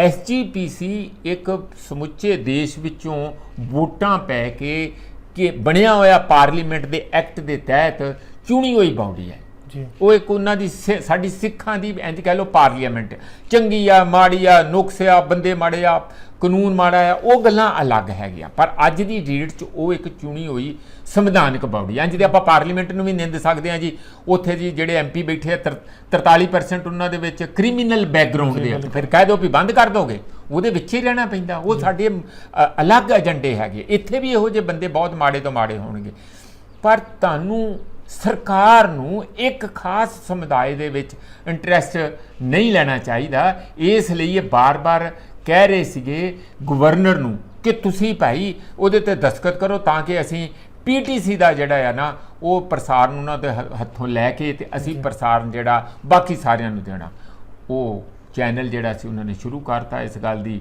ਐਸਜੀਪੀਸੀ ਨੂੰ ਵਧਾਈ ਐਸਜੀਪੀਸੀ ਨੇ ਸਿੱਧਾ ਆਪਣਾ YouTube ਚੈਨਲ ਜਾਂ ਜਿਹੜਾ ਵੈਬ ਚੈਨਲ ਸ਼ੁਰੂ ਕਰਤਾ ਉਹਨੂੰ ਬੜਾ ਵੱਡਾ ਹੰਗਾਰਾ ਮਿਲਿਆ 4 ਲੱਖ ਲੋਕਾਂ ਨੇ ਫੇਸਬੁੱਕ ਤੇ 70,000 YouTube ਤੇ ਇਸ ਕਿਸਮ ਦਾ ਉਹਨਾਂ ਦਾ ਪਹਿਲੇ ਦਿਨ ਹੀ ਚੰਗਾ ਹੰਗਾਰਾ ਉਹ ਬੜੇ ਖੁਸ਼ ਆ ਨਾਲ ਹੀ ਉਹਨਾਂ ਨੇ ਕਿਹਾ ਕਿ ਜਦ ਤੱਕ ਅਸੀਂ ਸੈਟੇਲਾਈਟ ਚੈਨਲ ਟੀਵੀ ਵਾਲਾ ਆਪਣਾ ਨਹੀਂ ਬਣਾ ਪਾਉਂਦੇ ਉਹਨਾਂ ਚਿਰ ਤੱਕ ਪੀਟੀਸੀ ਨੂੰ ਅਸੀਂ ਕਹਾਂਗੇ ਕਿ ਕੁਝ ਮਹੀਨੇ ਤੱਕ ਤੁਸੀਂ ਆਪਣਾ ਜਾਰੀ ਰੱਖੋ ਇਹਦੇ ਬਾਵਜੂਦ ਦੇਖ ਲਓ ਜਿਹੜੇ ਬਾਕੀ ਦੇ ਚੈਨਲ ਜਦ ਕਿ ਕਾਪੀਰਾਈਟ ਉਹਨਾਂ ਨੇ ਐਸਜੀਪੀਸੀ ਨੇ ਆਪਣੇ ਕੋਲ ਰੱਖਿਆ 5 ਚੈਨਲ ਇਹੋ ਜਿਹੇ ਜਿਨ੍ਹਾਂ ਨੇ ਪਾਇਰੇਟ ਕਰਕੇ ਚੋਰੀ ਕਰਕੇ ਆਪਣਾ ਚਲਾ ਲਿਆ ਹੁਣ ਉਹ ਉਹਨਾਂ ਦੇ ਕੇਸ ਵੀ ਇਸ ਗੱਲ ਤੇ ਕਰ ਰਹੇ ਆ ਹੁਣ ਇਹ ਕਿਉਂ ਹੋਵੇ ਕਿਉਂ ਨਾ ਹੋਵੇ ਮੇਰਾ ਤੇ ਖਿਆਲ ਚੰਗਾ ਮਾੜਾ ਧਰਮਾਂ ਨੂੰ ਆਪਣੀ ਕਾਰਗੁਜ਼ਾਰੀ ਆਪਣੇ ਪੱਧਰ ਦੇ ਉੱਤੇ ਖਾਸ ਕਰਕੇ ਜਦੋਂ ਐਸਜੀਪੀਸੀ ਚੁਣੀ ਹੋਈ ਬਾਡੀ ਆ ਇਲੈਕਟਿਡ ਬਾਡੀ ਆ ਆਪਣੇ ਪੱਧਰ ਤੇ ਕਰਨ ਦੇਣਾ ਚਾਹੀਦਾ ਹਾਂ ਬਸ਼ਰਤੇ ਕਿ ਉਹ ਸਿਟੀਜ਼ਨ ਦੇ ਫੰਡਾਮੈਂਟਲ ਅਧਿਕਾਰਾਂ ਦੇ ਜਿਹੜੇ ਕਨਸਟੀਟਿਊਸ਼ਨ 'ਚ ਮੁੱਢਲੇ ਅਧਿਕਾਰ ਆ ਉਹਦੇ ਨਾਲ ਕਨਫਲਿਕਟ ਨਾਲ ਨਾ ਹੋਵੇ ਜੇ ਉਹਦੇ ਨਾਲ ਕਨਫਲਿਕਟ ਹੋ ਰਿਹਾ ਤੇ ਜ਼ਰੂਰ ਸਟੇਟਾਂ ਦਾ ਉੱਥੇ ਅਧਿਕਾਰ ਖੇਤਰ ਆ ਕਿ ਉਹ ਇੰਟਰਵੀਨ ਕਰਨ ਲੋਕਾਂ ਨੂੰ ਉਹਨਾਂ ਦੇ ਮੁੱਢਲੇ ਅਧਿਕਾਰਾਂ ਤੋਂ ਵਿਰਵੇ ਨਾ ਹੋਣ ਦੇਣ ਜਿਹੜੀ ਚਿੱਠੀ ਕੱਢਤੀ ਹੁਣ ਲੇਟੈਸਟ ਉਹ ਤੇ ਬਿਲਕੁਲ ਹੀ ਬੰਬ ਧਮਾਕਾ ਹੀ ਹੈ ਬਨਵਾਰੀ ਲਾਲ ਪੁਰੋਹਿਤ ਹੋਣਾ ਨੇ ਜਿਹੜੇ ਪੰਜਾਬ ਦੇ ਗਵਰਨਰ ਆ ਉਹਨਾਂ ਚਿੱਠੀ ਕੱਢ ਕੇ ਕਹਿਤਾ ਕਿ ਮੇਰੇ ਕੋਲੋਂ ਲੀਗਲ ਓਪੀਨੀਅਨ ਆ ਗਈ ਆ ਗੁਰਦੀਪ ਔਰ ਮੇਰੇ ਲੀਗਲ ਓਪੀਨੀਅਨ ਵਾਲੇ ਬੰਦਿਆਂ ਨੇ ਇਹ ਕਿਹਾ ਜਿਹੜੀ ਉਹਨਾਂ ਨੇ ਕੇਂਦਰ ਤੋਂ ਲਈ ਹੈ ਕਿ ਇਹ ਜਿਹੜਾ ਸੰਵਿਧਾਨ ਦੇ ਤੌਰ ਦੇ ਉੱਤੇ ਗੈਰ ਕਾਨੂੰਨੀ ਆ ਜਿਹੜੀ ਪਿਛਲੇ 2 ਦਿਨ 19 ਤੇ 20 ਜੂਨ ਨੂੰ ਵਿਧਾਨ ਸਭਾ ਦਾ ਸੈਸ਼ਨ ਹੋਇਆ ਇੱਕ ਪਾਸੇ ਆਰਗੂਮੈਂਟ ਆਮ ਆਦਮੀ ਪਾਰਟੀ ਦਾ ਇਹ ਹੈ ਕਿ ਜਿਹੜਾ ਉਦੋਂ ਪਹਿਲਾਂ ਜੂਨ ਤੋਂ ਪਹਿਲਾ ਸੈਸ਼ਨ ਸੀ ਅਸੀਂ ਉਸ ਨੂੰ ਕਲੋਜ਼ ਨਹੀਂ ਸੀ ਕੀਤਾ ਸਾਡਾ ਉਹ ਸੈਸ਼ਨ ਸਸਪੈਂਡ ਸੀ ਤੇ ਕੰਟੀਨਿਊ ਸੀ ਇਸ ਕਰਕੇ ਸਾਨੂੰ ਗਵਰਨਰ ਦੀ ਦੁਬਾਰਾ ਸੈਸ਼ਨ ਕਾਲ ਕਰਨ ਲਈ ਜ਼ਰੂਰਤ ਨਹੀਂ ਸੀ ਇਸੇ ਗੱਲ ਦੇ ਉੱਤੇ ਲੀਗਲ ਓਪੀਨੀਅਨ ਉਹਨੇ ਲਈ ਹੈ ਉਹ ਕਹਿੰਦੇ ਇਹ ਗੱਲ ਇਸ ਤਰ੍ਹਾਂ ਨਹੀਂ ਹੁੰਦੀ ਉਹ ਬਜਟ ਵਾਲਾ ਸੈਸ਼ਨ ਸੀਗਾ ਇਹਦੇ ਨਾਲ ਬਜਟ ਨਾਲ ਸੰਬੰਧਿਤ ਕੋਈ ਇਹਦੇ 'ਚ ਏਜੰਡਾ ਨਹੀਂ ਕੋਈ ਕੁਛ ਨਹੀਂ ਇਹ ਇਸ ਤਰੀਕੇ ਨਾਲ ਨਹੀਂ ਹੋ ਸਕਦਾ ਤੇ ਕਿਉਂਕਿ ਮੇਰੀ ਇਜਾਜ਼ਤ ਨਹੀਂ ਲਈ ਇਹਨਾਂ ਨੇ ਆਪਣੇ ਤੌਰ ਤੇ ਕੀਤਾ ਆ ਇਸ ਲਈ ਮੈਂ ਇਸ ਨੂੰ ਸੈਸ਼ਨ ਨੂੰ ਨਲੀਫਾਈ ਕਰਦਾ ਮੈਂ ਇਸ ਨੂੰ ਲੀਗਲ ਵੈਲਿਡ ਸੈਸ਼ਨ ਮੰਨਦਾ ਹੀ ਨਹੀਂ ਤੇ ਜੇ ਸੈਸ਼ਨ ਹੀ ਵੈਲਿਡ ਨਹੀਂ ਤੇ ਕਾਨੂੰਨ ਤੇ ਉਹ ਜਿਹੜੇ ਬਾਕੀ ਦੇ ਬਿੱਲ ਭੇਜੇ ਉੱਤੇ ਦਸਤਖਤ ਕਰਨ ਦਾ ਸਵਾਲ ਹੀ ਪੈਦਾ ਨਹੀਂ ਹੁੰਦਾ ਮੇਰੀ ਬੇਨਤੀ ਹੈਗੀ ਆ ਚੀਫ ਮਿਨਿਸਟਰ ਭਗਵੰਤ ਸਿੰਘ ਮਾਨ ਨੂੰ ਕਿ ਭਾਈ ਇਹ ਮਾਮਲੇ ਨੂੰ ਠੰਡਾ ਕਰੋ ਇਸ ਰਿਲੇਸ਼ਨ ਨੂੰ ਠੰਡਾ ਕਰੋ ਤੁਸੀਂ ਇੰਜ ਕੱਲ੍ਹ ਨੂੰ ਕਹਿ ਦਿਓ ਜਿਸ ਤਰ੍ਹਾਂ ਡੀਜੀਪੀ ਤੁਸੀਂ ਆਪਣਾ ਲਾਉਣ ਦਾ ਆਪ ਕਰ ਲਿਆ ਚਾਂਸਲਰ ਆਪਣਾ ਬਣਾਉਣ ਦਾ ਆਪ ਕਰ ਲਿਆ ਤੇ ਜਾਂ ਤੇ ਇਹ ਡਿਕਲੇਅਰ ਕਰ ਦਿਓ ਅਸੈਂਬਲੀ ਦੇ ਵਿੱਚ ਕਿ ਗਵਰਨਰ ਵੀ ਅਸੀਂ ਆਪਣਾ ਆਪ ਹੀ ਲਾਵਾਂਗੇ ਕੋਈ ਗੱਲ ਖਤਮ ਫਿਰ ਕੋਈ ਰੌਲਾ ਨਹੀਂ ਆਪਣਾ ਚੁਣਾਂਗੇ ਇਲੈਕਸ਼ਨ ਪਾ ਕੇ ਕਰ ਦਿਓ ਇੱਕ ਦਿਨ ਇਹ ਵੀ ਦਫਾਤ ਪਾ ਦਿਓ ਵੀ ਜਾਂ ਤੂੰ ਬਨਵਾਰੀ ਲਾਲ ਨੂੰ ਕਹਿ ਲੈਣ ਤੁਸੀਂ ਘਰੇ ਜਾਓ ਅਸੀਂ ਤੁਹਾਨੂੰ ਮੰਨਦੇ ਹੀ ਆਪਾਂ ਮੇਰਾ ਤੇ ਖਿਆਲ ਤੁਸੀਂ ਲਾਅ ਦੇ ਇੰਜ ਨਹੀਂ ਕਰ ਸਕਦੇ ਕਿ ਕਰ ਸਕਦੇ ਨਹੀਂ ਕਰ ਸਕਦੇ ਇੱਕ ਚੇਨ ਹੁੰਦਾ ਜੀ ਉਹਦਾ ਨਹੀਂ ਭਾਈ ਤੇ ਮੈਂ ਕਹਿੰਦਾ ਜੇ ਕੰਮ ਨਹੀਂ ਕਰ ਸਕਦੇ ਤਾਂ ਕੰਮ ਤੇ ਕਢਾਓ ਟੁੱਟੀ ਮੈਰਿਜ ਵੀ ਹੁੰਦੀ ਹੈ ਜੀ ਸਾਰੀਆਂ ਮੈਰਿਜ ਹੈਪੀ ਮੈਰਿਜ ਤੇ ਨਹੀਂ ਹੁੰਦੀਆਂ ਉਹ ਨਿਆਣਿਆਂ ਦੀ ਖਾਤਰ ਚਲਾਈ ਜਾਂਦੇ ਆ ਜੀ ਹੈ ਨਾ ਬੰਦੇ ਸਾਰੀ ਉਮਰ ਕੱਢ ਜਾਂਦੇ ਵੀ ਜੇ ਨਹੀਂ ਤੁਹਾਡਾ ਰਿਸ਼ਤਾ ਚੰਗੇ ਨਾਲ ਗੰਢ ਧੁੱਪ ਹੋ ਰਿਹਾ ਉਹਦੇ ਨਾਲ ਅੱਖਾਂ ਨਾਲ ਅੱਖ ਨਹੀਂ ਮਿਲਦੀ ਕਿ ਤੁਸੀਂ ਇਹਦੇ 'ਚ ਹੈਂਕੜ ਵਾਲੀ ਕਿਹੜੀ ਗੱਲ ਆ ਤੁਸੀਂ ਪੰਜਾਬ ਦੀ ਖਾਤਰ ਕੰਮ ਕਢਾਓ ਆਪਣੇ ਕਾਨੂੰਨਨ ਤੌਰ ਤੇ ਪੱਕੇ ਠੱਕੇ ਰਹੋ ਔਰ ਉਹਦੇ ਤੇ ਹਾਵੀ ਹੋਣ ਦੀ ਕੋਸ਼ਿਸ਼ ਨਾ ਕਰੋ ਗਵਰਨਰ ਤੇ ਇਹ ਕੀ ਕਰਦੇ ਜਦੋਂ ਚਿੱਠੀ ਲਿਖਦੇ ਆ ਉਹਦੇ ਵਿੱਚ ਨਾਲ ਕਾਲੀਆਂ ਮਿਰਚਾਂ ਵੀ ਪਾ ਦਿੰਦੇ ਪਾਊਡਰ ਉਹਦੇ ਨੱਕ ਨੂੰ ਚੜ੍ਹਦਾ ਉਹ ਫਿਰ ਛਿੱਕਾ ਮਾਰ ਕੇ ਨਵੀਂ ਚਿੱਠੀ ਕੱਢ ਦਿੰਦਾ ਇਹ ਗਲਤ ਮਾੜੀ ਗੱਲ ਹੈ ਤੁਸੀਂ ਟਾਈਮ ਪਾਸ ਕਰ ਰਹੇ ਨੇ ਪ੍ਰੋਫੈਸਰ ਮੈਂ ਇਹ ਕਹਿੰਦਾ ਕਿ ਬਿਲਕੁਲ ਉਹਨਾਂ ਨੂੰ ਵੀ ਮਜ਼ਾ ਆ ਰਿਹਾ ਇਹਨੂੰ ਵੀ ਮਜ਼ਾ ਆ ਰਿਹਾ ਅਸੀਂ ਬੇਵਕੂਫ ਬਣ ਰਹੇ ਹਾਂ ਸਾਡੀ ਜਨਤਾ ਨੂੰ ਇਹ ਚਾਹੀਦਾ ਕਿ ਇਟਸ ਅ ਹਾਈ ਟਾਈਮ ਕਿ ਤੁਸੀਂ ਇਹਨਾਂ ਨੂੰ ਕਹੋ ਕਿ ਇਹ ਸਾਰੀਆਂ ਤੂੰ ਮੈਂ ਬੰਦ ਕਰੋ ਜਿਹੜੀਆਂ ਸੌਂਤਣ ਵਾਲੀ ਲੜਾਈ ਹੁੰਦੀ ਹੈ ਔਰ ਬੰਦੇ ਬਣ ਕੇ ਪੰਜਾਬ ਲਈ ਕੰਮ ਕਰੋ ਗਵਰਨਰ ਦਾ ਕੱਖ ਨਹੀਂ ਜਾਣਾ ਉਹਨੇ ਆਪਣਾ ਥੋੜਾ ਜਿਹਾ ਸਮਾਨ, ਕਿਉਂਕਿ ਉਹ ਫੁੱਲੀ ਫਰਨਿਸ਼ਡ ਕੋਠੀ ਹੁੰਦੀ ਆ, ਬਿਲਕੁਲ ਜੀ। ਆਪਣਾ ਕਾਰ 'ਚ ਸਮਾਨ ਰੱਖ ਕੇ ਘਰੇ ਚਲੇ ਜਾਊਗਾ ਜੀ। ਤੇ ਤੁਹਾਨੂੰ ਪੰਜਾਬ 'ਚ ਕਿਸੇ ਨੇ ਵੜ ਨਹੀਂ ਦੇਣਾ। ਇਹ ਵੀ ਸੋਚ ਲਿਓ, ਜੇ ਤੁਸੀਂ ਇੰਝ ਹੀ ਕਰਕੇ ਟਾਈਮ ਸਾਰਾ ਪਾਸ ਕਰ ਲਿਆ ਤੇ ਬੜਾ ਔਖਾ ਹੋਊਗਾ। ਇਹ ਜਿਹੜੀਆਂ ਨਾ ਚਿੱਠੀਆਂ, ਉਹ ਵੀ ਭਗਵੰਤ ਮਾਨ ਉਹਨਾਂ ਨੇ ਉਹ ਦਿਖਾਈ ਸੀ ਅਸੈਂਬਲੀ 'ਚ, ਲਵ ਲੈਟਰ ਆ ਜੀ, ਜੀ, ਇੰਨੀਆਂ ਬਿਲਕੁਲ। ਚਿੱਠੀਆਂ ਉਹਨਾਂ ਨੇ ਇੰਨੀਆਂ ਦਿਖਾਈਆਂ, ਤੇ ਜਿਹੜਾ ਗਵਰਨਰ ਹੈ ਉਹਨੇ ਇੰਨੀਆਂ ਕੀਤੀਆਂ ਬੈਠੀਆਂ, ਉਹਨੇ ਹੋਰ ਵੀ ਲੈ ਕੇ, ਉਹ ਕਹਿੰਦਾ ਉਹ ਵੀ ਕਿਸੇ ਦਿਨ ਇਹ ਵੀ ਕੱਢ ਸਕਦਾ ਵੀ ਇਹਨੂੰ ਭੰਗ ਕਰੋ। ਇਹ ਗੱਲ ਆ ਸਕਦੀ ਪੰਜਾਬ ਦੇ ਵਿੱਚ, ਕਿਉਂਕਿ ਉਹਨੇ ਚਿੱਠੀਆਂ ਹੀ ਇੰਨੀਆਂ ਇਕੱਠੀਆਂ ਕਰ ਲਈਆਂ। ਫਿਰ ਇੱਕ ਨਵਾਂ ਮਸਲਾ ਬਣ ਜਾਊਗਾ।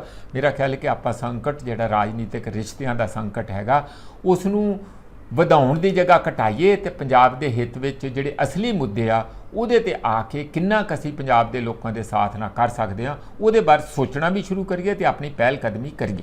ਪ੍ਰੋਫੈਸਰ ਸਾਹਿਬ, ਇੱਕ ਤਾਂ ਇਹ ਗੱਲ ਹੈਗੀ ਆ ਕਿ ਜ਼ਿਆਦਾਤਰ ਸਾਡੇ ਪੰਜਾਬ 'ਚ ਗੱਲ ਚੱਲ ਰਹੀ ਹੈ ਕਿ ਲੋਕ ਨੇ ਜਿਹੜੇ ਇੱਥੋਂ ਦੇ ਉਹ ਬਾਹਰ ਜਾ ਰਹੇ ਨੇ, ਪੰਜਾਬ ਖਾਲੀ ਹੋ ਰਿਹਾ, ਪੰਜਾਬ ਨੂੰ ਸੰਭਾਲੂਗਾ ਕੌਣ ਆਉਣ ਵਾਲੇ ਦਿਨਾਂ ਦੇ ਵਿੱਚ। ਸਰਕਾਰ ਵੀ ਕਈ ਵਾਰ ਕਹਿੰਦੀ ਹੈ ਕਿ ਅਸੀਂ ਨੌਜਵਾਨਾਂ ਨੂੰ ਇੰਨੇ ਕਾਬਲ ਕਰਾਂਗੇ ਕਿ ਇਸ ਜਿਹੜੇ ਇਹ ਸੂਬੇ ਨੂੰ ਚਲਾ ਸਕਣ। ਦੂਜੇ ਪਾਸੇ ਸਰਕਾਰ ਜਿਹੜੀ ਆ ਉਹਨਾਂ ਨੇ ਅੰਗਰੇਜ਼ੀ ਦੇ ਜਿਹੜੇ ਸਿਖਾਉਣ ਵਾਸਤੇ ਸੈਂਟਰ ਖੋਲ੍ਹਣ ਦੀ ਗੱਲ ਕੀਤੀ ਸੀ। ਪਿਛਲੇ ਦਿਨਾਂ 'ਚ UPSC ਦੀ ਵੀ ਸਿਖਲਾਈ ਲਈ ਗੱਲ ਕੀਤੀ ਸੀ, ਉਹ ਚੰਗੀ ਗੱਲ ਸੀ। ਪਰ ਇੰਗਲਿਸ਼ ਸਿਖਾਉਣ ਵਾਸਤੇ ਇੱਕ ਉਹਨਾਂ ਨੇ ਇੱਕ ਬ੍ਰਿਟਿਸ਼ ਕੌਂਸਲ ਦੇ ਨਾਲ ਸਮਝੌਤਾ ਵੀ ਕੀਤਾ ਕਿ ਪੰਜਾਬ ਦੇ ਜਿਹੜੇ ਸਰਕਾਰੀ ਕਾਲਜਸ ਨੇ ਉਹਨਾਂ ਵਿੱਚ ਅੰਗਰੇਜ਼ੀ ਸਿਖਾਈ ਜਾਵੇਗੀ। ਉਹਦੇ ਪਿੱਛੇ ਇਹਨਾਂ ਦੀ ਮਨਸਾ ਜਿਹੜੀ ਹੈਗੀ ਆ ਸਟੂਡੈਂਟਸ ਨੂੰ ਅੰਗਰੇਜ਼ੀ ਸਿਖਾਉਣ ਵਾਲੀ ਆ, ਜਾਂ ਫਿਰ ਉਹਨਾਂ ਨੂੰ ਕਹਿਣਾ ਕਿ ਤੁਸੀਂ ਬਾਹਰ ਜਾਓ, ਅਸੀਂ ਆਪੇ ਦੇਖ ਲਵਾਂਗੇ। ਦੇਖੋ, ਅੰਗਰੇਜ਼ੀ ਸਿਖਾਉਣ 'ਚ ਕੋਈ ਹਰਜ ਨਹੀਂ ਹੈਗਾ, ਪਰ ਇਹ ਸਾਰਾ ਨਾ ਜਿਸ ਕਿਸਮ ਨਾਲ ਜਦੋਂ ਇਹਨਾਂ ਨੂੰ ਕਹਿੰਦੇ ਕਿ ਤੁਸੀਂ ਐਜੂਕੇਸ਼ਨ ਦੇ ਸਿਸਟਮ ਨੂੰ ਸੁਧਾਰੋ, ਇਹ ਕਹਿੰਦੇ ਜੀ ਅਸੀਂ ਸਕੂਲ ਆਫ ਐਮੀਨੈਂਸ ਬਣਾ ਦੇਣੇ ਜੀ। ਤੇ 500-700 ਹਜ਼ਾਰ ਸਕੂਲ ਐਮੀਨੈਂਸ ਬਣਾਉਣ ਦੇ ਨਾਲ ਜਿਹੜੇ ਬਾਕੀ ਲੱਖਾਂ ਬੱਚੇ ਆ ਗਰੀਬਾਂ ਦੇ, ਉਹਨਾਂ ਦਾ ਸੁਧਾਰ ਕਿਵੇਂ ਹੋ? ਅਸੀਂ ਤਾਂ ਕਹਿੰਦੇ ਸਿਸਟਮ ਨੂੰ ਸੁਧਾਰ ਕੇ ਸਾਰਿਆਂ ਨੂੰ ਬਰਾਬਰ ਦੇ ਮੌਕੇ ਦਿਓ, ਚੰਗੀ ਕੁਆਲਿਟੀ ਮਿਆਰੀ ਸਿੱਖਿਆ ਦੇ ਪ੍ਰਬੰਧ ਕਰੋ। ਤੁਸੀਂ ਇੱਕ ਥੋੜਾ ਜਿਹਾ ਛੋਟਾ ਜਿਹਾ ਮਾਡਲ ਜਿਹਾ ਬਣਾ ਕੇ ਕਹਿੰਦੇ ਇਹ ਦੇਖੋ ਜੀ, ਇਹ ਤਾਂ ਸਾਰਿਆਂ ਦੀ ਪਿਕਚਰ ਆ, ਜਿਹੜੇ ਬਾਕੀ ਪਿੱਛੇ ਰਹਿ ਜਾਂਦੇ, ਵਿਰਵੇ ਰਹਿ ਜਾਂਦੇ ਆ, ਜਿਹੜੇ ਐਮੀਨੈਂਸ 'ਚ ਨਹੀਂ ਜਾਣਗੇ, ਉਹ ਕੀ ਉਹ ਮਾਂ ਦੇ ਪੁੱਤ ਨਹੀਂ ਹੈਗੇ ਜਾਂ ਧੀਆਂ ਨਹੀਂ ਹੈਗੀਆਂ।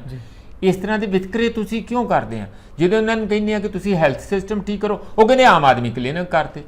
ਜਾਣੀ ਜਿਹੜੀ ਤੁਹਾਡੀ ਬੇਸਿਕ ਫਾਰਮੇਸੀ ਦੇ ਥੱਲੇ ਤੋਂ ਥੱਲੇ ਦੇ ਯੂਨਿਟ ਵੀ ਹੈਗੇ ਆ, ਉਹਨਾਂ ਤੋਂ ਵੀ ਤੁਸੀਂ ਬੇਸਿਕ ਯੂਨਿਟਾਂ ਤੋਂ ਵੀ ਥੱਲੇ ਲਿਜਾ ਕੇ ਤੇ ਠੇਕੇ ਤੇ ਸਿਸਟਮ ਦੇ ਕੇ ਤੁਸੀਂ ਮੈਡੀਕਲ ਦਾ ਡਾਕਟਰਾਂ ਨੂੰ ਪਰ ਬੰਦਾ ਮਿਲਣੇ ਆ ਪੈਸੇ, ਉਹ ਰੈਗੂਲਰ EMPLOYEE ਨਹੀਂ ਹੈਗੇ, ਔਰ ਉਹਨਾਂ ਨੂੰ ਮਿਨੀਮਮ ਦੇਣਾ ਹੀ ਦੇਣਾ ਹੈ ਕਿ ਭਾਵੇਂ ਕੋਈ ਪੇਸ਼ੈਂਟ ਆਏ ਜਾਂ ਨਾ ਆਏ।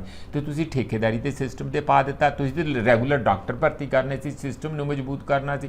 ਉਹ ਛੁਣਛਣੇ ਵਜਾ ਕੇ ਥੋੜਾ ਜਿਹਨੂੰ ਕਹਿੰਦੇ ਆ ਨਾ ਮੀਡੀਆ 'ਚ ਦਿਖਾਵਾ ਕਰਨ ਲਈ, ਮਸ਼ਹੂਰੀ ਕਰਨ ਲਈ ਉਹਨਾਂ ਕੁ ਕੰਮ ਦਿਖਾ ਦਿੰਦੇ ਆ, ਉਹਨੂੰ ਇੰਝ ਪੇਸ਼ ਇੰਝ ਕਰਦੇ ਆ ਕਿ ਜਿਵੇਂ ਸਾਰੇ ਦਾ ਸਾਰਾ ਪੰਜਾਬ ਹੀ ਹੁਣ ਹੈਲਥ ਸਿਸਟਮ ਬਹੁਤ ਤਗੜਾ ਹੋ ਗਿਆ, ਐਜੂਕੇਸ਼ਨ ਸਿਸਟਮ ਬਹੁਤ ਤਗੜਾ ਹੋ ਗਿਆ। 4161 ਜਿਹੜੇ ਟੀਚਰ ਅਜੇ ਉਹ ਕਹਿ ਰਹੇ ਆ, ਮੈਨੂੰ ਅੱਜ ਹੀ ਕਿਸੇ ਦਾ ਰਿਸਪੌਂਸ ਆਇਆ ਸੀ ਵੀ ਸਾਡੇ ਜਿਹੜੇ ਸਕੂਲ ਟੀਚਰ ਆ ਉਹ ਭਰਤੀ ਨਹੀਂ ਹੋ ਰਹੇ। ਇਸੇ ਤਰੀਕੇ ਨਾਲ 1156 ਕਿ 58 ਕਾਲਜਾਂ ਵਾਲੇ ਟੀਚਰ ਜੀ, ਉਹ ਤੇ ਉੱਥੇ ਹੈ ਨਹੀਂ। ਤੁਹਾਨੂੰ ਪਤਾ ਹੈ ਇਸ ਵੇਲੇ ਗੌਰਮੈਂਟ ਕਾਲਜਾਂ 'ਚ ਜਿੱਥੋਂ ਇਹ ਅੰਗਰੇਜ਼ੀ ਪੜ੍ਹਾਉਣ ਦੀਆਂ ਗੱਲਾਂ ਹੋ ਰਹੀਆਂ, ਸਿਰਫ 20% ਰੈਗੂਲਰ ਟੀਚਰ ਰਹਿ ਗਏ ਜੀ, ਸਿਰਫ 20%। ਇਹ ਵੀ ਕਿਹਾ ਜਾਂਦਾ ਸੀ ਕਿ 2028 ਤੱਕ ਅਗਰ ਨਹੀਂ ਭਰਤੀ ਹੋਈ ਤਾਂ ਕਾਲਜ ਖਾਲੀ ਹੋ ਜਾਣਗੇ। ਨਹੀਂ, ਖਾਲੀ ਹੈ ਹੁਣ 20% ਕੀ ਹੁੰਦਾ ਜੀ। ਮੈਨੂੰ ਇੱਕ ਪਠਾਨਕੋਟ ਵੱਲੋਂ ਫੋਨ ਆਇਆ, ਅੰਮ੍ਰਿਤਸਰ ਵੱਲੋਂ ਸੱਚ ਫੋਨ ਆਇਆ ਟੀਚਰਾਂ, ਸਕੂਲ ਟੀਚਰ ਦਾ, ਕਹਿੰਦਾ ਜੀ ਦੇਖੋ ਜਿਹੜੀ ਸਾਨੂੰ ਵਰਦੀਆਂ ਦਾ ਮਿਲਦਾ 600 ਰੁਪਈਆ, ਜਿਹੜੀ ਆਰਡੀਨਰੀ ਸਕੂਲ ਆ, ਜਿਹੜਾ ਸਕੂਲ ਆਫ ਐਮੀਨੈਂਸ ਆ ਉਹਦੇ 'ਚ ਦੇ ਰਹੇ ਆ ਬੱਚੇ ਨੂੰ 4000। ਇਹ ਡਿਸਕ੍ਰਿਮੀਨੇਸ਼ਨ ਕਿਉਂ ਬਈ? ਉਹ ਬੱਚੇ ਨਹੀਂ ਆ ਕਿਸੇ ਦੇ। ਤੁਹਾਨੂੰ ਅਸੀਂ ਸਿਸਟਮ ਸੁਧਾਰਨ ਲਈ ਕਹਿੰਦੇ, ਡਿਸਕ੍ਰਿਮੀਨੇਸ਼ਨ ਪੈਦਾ ਕਰਨ ਲਈ ਨਹੀਂ, ਦਰਜਾਬੰਦੀ ਪੈਦਾ ਕਰਨ ਲਈ ਨਹੀਂ। ਅਸੀਂ ਕਹਿੰਦੇ ਕਿ ਕੁਝ ਕੁ ਬੱਚਿਆਂ ਨੂੰ ਜਿਹੜੇ ਪਹਿਲਾਂ ਹੀ ਠੀਕ ਠਾਕ ਪੜ੍ਹ ਸਕਦੇ ਆ ਆਪਣੇ ਸਾਧਨਾਂ ਨਾਲ, ਉਹਨਾਂ ਨੂੰ ਤਾਂ ਤੁਸੀਂ 4000 ਦੇ ਦਿਓ। ਜਿਹੜੇ ਗਰੀਬ ਹੈ ਜਿਹਨੂੰ 4000 ਅਸਲ 'ਚ ਚਾਹੀਦਾ ਆ, ਉਹਨੂੰ ਤੁਸੀਂ 600 ਸਾਰ ਦਿਓ। ਉਹੋ ਜਿਹੇ ਬੂਟ, ਉਹੋ ਜਿਹੀ ਵਰਦੀ ਤੇ ਉਹੋ ਜਿਹੇ ਸਾਰੀਆਂ ਜਰਾਬਾਂ ਆ ਜਾਣਗੀਆਂ ਜਿਹੋ ਜਿਹੀਆਂ 600 'ਚ ਕੀ ਮਿਲੂਗਾ? ਬਿਲਕੁਲ ਜੀ। ਇਸ ਲਈ ਇੰਜ ਨਾ ਕਰੋ। ਸਾਡੀ ਤੇ ਇਹੋ ਬੇਨਤੀ ਹੈ, ਕਾਲਜਾਂ ਨੂੰ ਸੁਧਾਰੋ, ਗੌਰਮੈਂਟ ਕਾਲਜਾਂ ਨੂੰ ਸੁਧਾਰੋ। ਅੰਗਰੇਜ਼ੀ ਦੇ ਤੁਹਾਡੇ ਕੋਲ ਟੀਚਰ ਨਹੀਂ ਹੈਗੇ, ਮੈਂ ਦੱਸੋ ਕਿੰਨੇ ਤੁਹਾਨੂੰ ਅੰਗਰੇਜ਼ੀ ਦੇ ਟੀਚਰ ਪੜ੍ਹਾਉਣ ਦੇ ਦੇਣਾ? ਸਾਡੀ ਅੰਗਰੇਜ਼ੀ ਕੋਈ ਮਾੜੀ ਤੇ ਨਹੀਂ ਇੰਡੀਅਨ ਲੋਕਾਂ ਦੀ ਹੈਗੀ। ਤੁਹਾਨੂੰ ਕਿਹੜਾ ਬ੍ਰਿਟਿਸ਼ ਕੌਂਸਲ ਨਾਲ ਇਹੋ ਜਿਹਾ ਨਵਾਂ ਸਮਝੌਤਾ ਕਰਕੇ ਤੁਸੀਂ ਨਵੇਂ ਅੰਗਰੇਜ਼ ਪੈਦਾ ਕਰ ਦੋਗੇ? ਇਹ ਸ਼ੋਸ਼ੇਬਾਜ਼ੀ ਹੈ, ਇਸ਼ਤਿਹਾਰਬਾਜ਼ੀ, ਖਬਰ ਲਵਾਉਣੀ ਆ ਕਿ ਦੇਖੋ ਅਸੀਂ ਤੇ ਲੋਕਾਂ ਨੂੰ ਹੁਣ ਅੰਗਰੇਜ਼ ਬਣਾਉਣ ਜਾ ਰਹੇ ਹਾਂ। ਪੰਜਾਬੀ ਤੇ ਬਣਾਏ ਨਹੀਂ ਤੁਸੀਂ, ਪੰਜਾਬੀ ਤੇ ਬਣਾ ਲਓ। ਪੰਜਾਬੀ ਦੇ ਤੁਸੀਂ ਕਾਲਜਾਂ 'ਚ ਜਾ ਕੇ ਖੁਦ ਆਪਣਾ ਚੀਫ ਮਿਨਿਸਟਰ ਸਾਹਿਬ ਜਾ ਕੇ ਬੱਚਿਆਂ ਨੂੰ ਜਿਹੜੇ BA ਲੈਵਲ ਦੇ ਆ ਪੰਜਾਬੀ ਲਿਖਾ ਕੇ ਦੇਖ ਲੈਣ ਜੀ।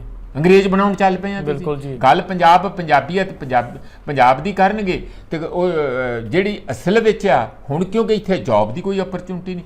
ਪਹਿਲੇ ਮਜੰਡੇ ਭੁੱਲੀ ਜਾਂਦੇ ਆ, ਇਹਨਾਂ ਨੂੰ ਲੱਗਦਾ ਲੋਕਾਂ ਦੀ ਮੈਮਰੀ ਨਹੀਂ। ਤੁਹਾਨੂੰ ਪਤਾ ਇਹ ਯੂਰਪ 'ਚ ਜਾ ਕੇ ਆਏ ਸੀ, ਜਰਮਨੀ 'ਚ ਜਾ ਕੇ ਆਏ ਸੀ ਇੱਥੇ ਇੰਡਸਟਰੀ ਲਿਆਉਣ ਲਈ, ਫਿਰ ਇਹ ਚੇਨਈ ਗਏ ਸੀਗੇ, ਮਹਾਰਾਸ਼ਟਰ ਗਏ ਸੀ, ਗੇੜਾ ਮਾਰ ਕੇ ਆ ਗਏ, ਇੱਕ ਆਪਣਾ ਸੂਬੇ ਦਾ ਖਰਚਾ ਕਰਵਾ ਕੇ ਆ ਗਏ। ਦੱਸੋ ਕਿੰਨੀ ਇੰਡਸਟਰੀ ਪੰਜਾਬ 'ਚ ਆਈ ਹੈ, ਕਿੰਨੀ ਇੰਪਲਾਇਮੈਂਟ ਜਨਰੇਟ ਹੋਈ ਆ, ਔਰ ਜਿਹੜੀ ਹੋਈ ਆ ਉਹ ਪੰਜਾਬੀਆਂ ਨੂੰ ਕਿੰਨੀ ਮਿਲੀ।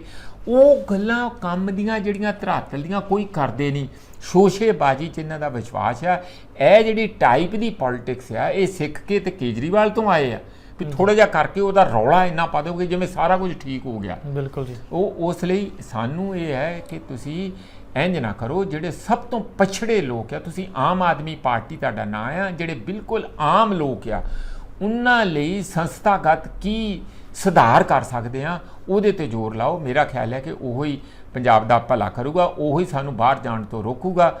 ਨਹੀਂ ਤੇ ਇਹੋ ਜਿਹੀ ਜਿਹੜੀ ਸ਼ੋਸ਼ੇਬਾਜ਼ੀ ਆ ਕਿ ਹੁਣ ਇੰਗਲਿਸ਼ ਫਾਰ ਵਰਕ, ਇਹਦਾ ਮਤਲਬ ਆ ਕਿ ਤੁਸੀਂ ਇੰਗਲਿਸ਼ ਸਿੱਖੋ ਤੇ ਬਾਹਰ ਜਾ ਕੇ ਕੰਮ ਕਰੋ ਕਿਉਂਕਿ ਅੰਗਰੇਜ਼ੀ ਨੂੰ ਵੇਚੋ। ਇਹ ਵੈਸੇ ਹੈ ਤੇ ਸ਼ਰਮ ਦੀ ਗੱਲ ਜੀ। ਤੁਹਾਨੂੰ ਮੈਂ ਇੱਕ ਨਿੱਕੀ ਗੱਲ ਦੱਸਦਾ ਕਿਉਂ ਸ਼ਰਮ ਦੀ ਗੱਲ। ਜਿੱਥੇ ਅਸੀਂ ਤਕੜੇ ਆ, ਕੈਨੇਡਾ 'ਚ ਜਾ ਕੇ ਦੇਖੋ, ਉੱਥੇ ਵਾਈਟਸ ਨੂੰ ਪੰਜਾਬੀ ਸਿਖਾਤੀ ਕਿਉਂਕਿ ਜਿੱਥੇ ਪੰਜਾਬੀਆਂ ਦਾ ਬਹੁ ਗਿਣਤੀ ਹੈ ਵਪਾਰ ਦੇ ਵਿੱਚ, ਤੇ ਜੇ ਵਾਈਟ ਨੇ ਆ ਕੇ ਉੱਥੇ ਮਾੜਾ ਮੋਟਾ ਆਪਣਾ ਕੋਈ ਰੇੜੀ ਫੜੀ ਲਾਉਣੀ ਆ, ਜਾਨੀ ਛੋਟਾ ਕੋਈ ਲਾਉਣਾ, ਹਾਂ ਰੇੜੀ ਫੜੀ ਤੇ ਨਹੀਂ ਲਾਉਂਦੇ ਕੈਨੇਡਾ 'ਚ। ਮੇਰਾ ਕਹਿਣ ਦਾ ਮਤਲਬ ਛੋਟੀ ਦੁਕਾਨ ਉਹਨੇ ਖੋਲਣੀ, ਗਾਹਕ ਸਾਰੇ ਪੰਜਾਬੀ ਆ, ਉਹ ਕੀ ਕਰੂ, ਅੰਗਰੇਜ਼ੀ ਬੋਲ ਕੇ ਕੀ ਕਰੂ, ਉਹਨਾਂ ਨੇ ਪੰਜਾਬੀ ਸਿੱਖ ਲਈ ਹੈ ਜੀ।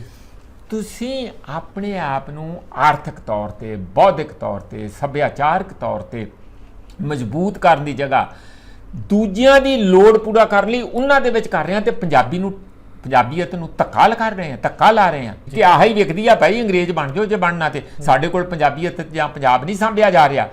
ਇਹ ਸਾਡੇ ਲਈ ਸ਼ਰਮਿੰਦਗੀ ਦੀ ਗੱਲ ਆ ਕਿ ਗੁਰੂਆਂ ਦੀ ਦਿੱਤੀ ਹੋਈ ਪੰਜਾਬੀ ਦੀ ਭਾਸ਼ਾ, ਗੁਰਮੁਖੀ ਔਰ ਇੰਨੀ ਰਿਚ ਭਾਸ਼ਾ ਜਿਹਨੂੰ ਰਵਿੰਦਰਨਾਥ ਟੈਗੋਰ ਤੱਕ ਨੇ ਇਸ ਗੱਲ ਦਾ ਤਾਰੀਫ ਕੀਤੀ, ਤੁਸੀਂ ਉਹਨੂੰ ਛੱਡ ਕੇ ਕਿਸੇ ਹੋਰ ਹੀ ਪਾਸੇ ਚਲੇ ਗਏ ਕਿਉਂਕਿ ਅਸੀਂ ਬਾਕੀ ਪੰਜਾਬ ਦੀ ਆਰਥਿਕ ਮਜ਼ਬੂਤੀ ਕਰਨ 'ਚ ਫੇਲ ਹੋਏ ਆ।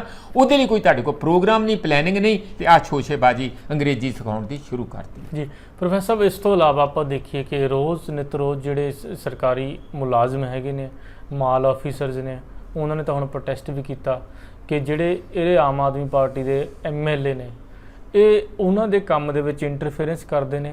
ਅਗਰ ਆਪਾਂ ਗੱਲ ਕਰੀਏ ਕਰਪਸ਼ਨ ਫੜਨ ਦੇ ਲਈ ਤਾਂ ਪ੍ਰੀਵੈਂਸ਼ਨ ਆਫ ਕਰਪਸ਼ਨ ਐਕਟ ਜਿਹੜਾ ਹੈਗਾ, ਉਹਦੇ ਵਿੱਚ ਕਈ ਪ੍ਰੋਵੀਜ਼ਨਸ ਹੈਗੀਆਂ ਨੇ ਕਿ ਕਿਸੇ ਨੂੰ ਅਗਰ ਰੇਡ ਪਾਉਣੀ ਹੋਵੇ ਤਾਂ ਉਹਦੇ ਲਈ ਉਹਦੀ ਇੱਕ ਪਹਿਲਾਂ ਸੈਂਕਸ਼ਨਿੰਗ ਲੈਣੀ ਪੈਂਦੀ ਹੈ ਉਹਨਾਂ ਦੀ ਹਾਇਰ ਅਥਾਰਟੀ ਤੋਂ।